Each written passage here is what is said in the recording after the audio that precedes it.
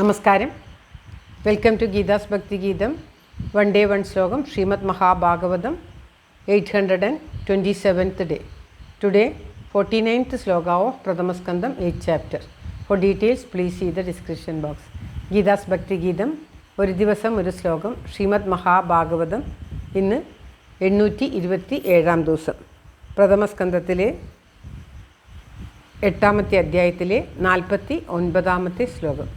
ഓം നമോ ഭഗവതേ വാസുദേവായ. ഓം ശ്രീകൃഷ്ണ പരമാത്മനേ നമഃ. ഹരിശ്രീ ഗണപതയേ നമഃ. അവിഘ്നമസ്തു ശ്രീ ഗുരുഭ്യോ നമഃ.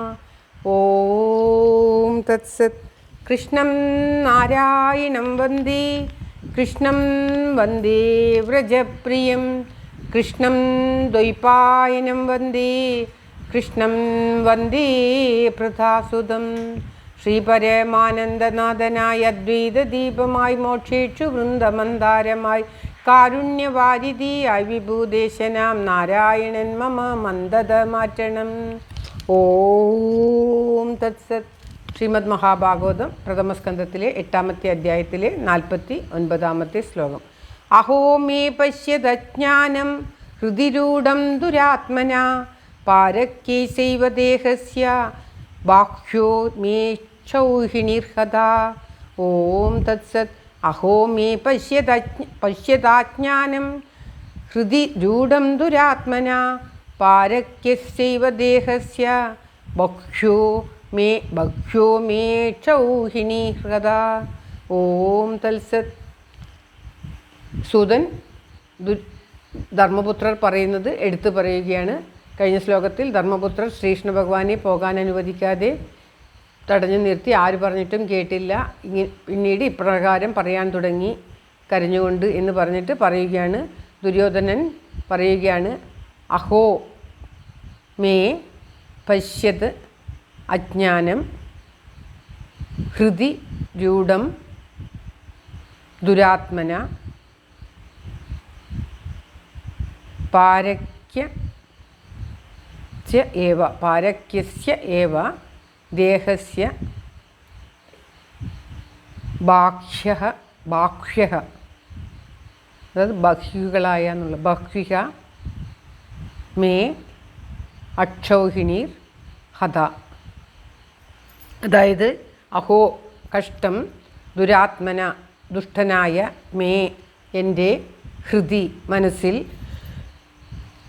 രൂഢം ഉറച്ചതായ, അജ്ഞാനം അറിവില്ലായ്മ, പശ്യത് അജ്ഞാനം അറിവില്ലായ്മ, പശ്യത നോക്കുവിൻ, പാരക്യസ്യ ഏവ അന്യാഹാരമായി ഭവിക്കുന്നതായിട്ടുള്ള, ദേഹസ്യ ദേഹത്തിൻ്റെ ആവശ്യത്തിന്, ബാഹ്യഃ ബഹ്വികളായ,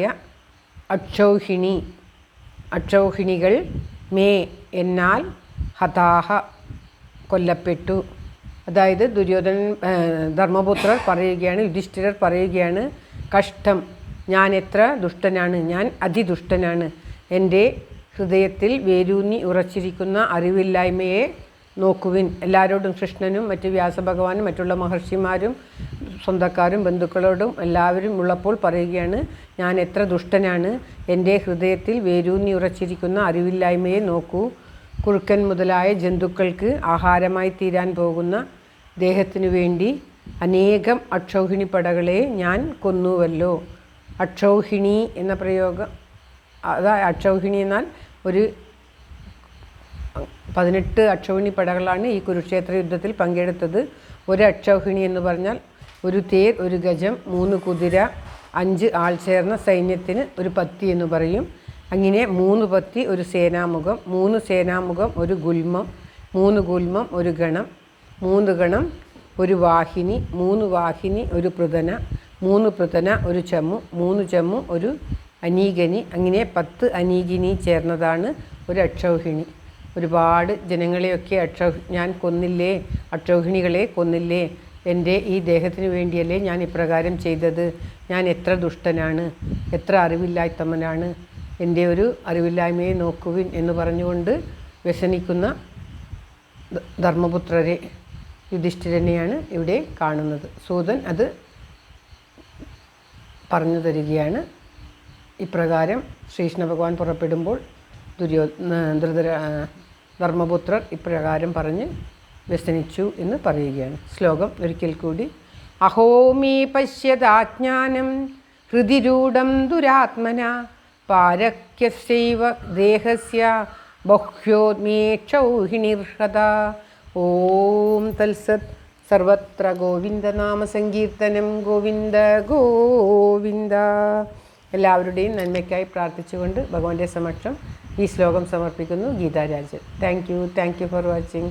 all the best. Have A very very nice day. God bless you. ദൈവം അനുഗ്രഹിക്കട്ടെ. എല്ലാവർക്കും എല്ലാവിധ ആയുരാരോഗ്യ സൗഖ്യവും നന്മയും ഉണ്ടാകട്ടെ. ഓം തത്സത്.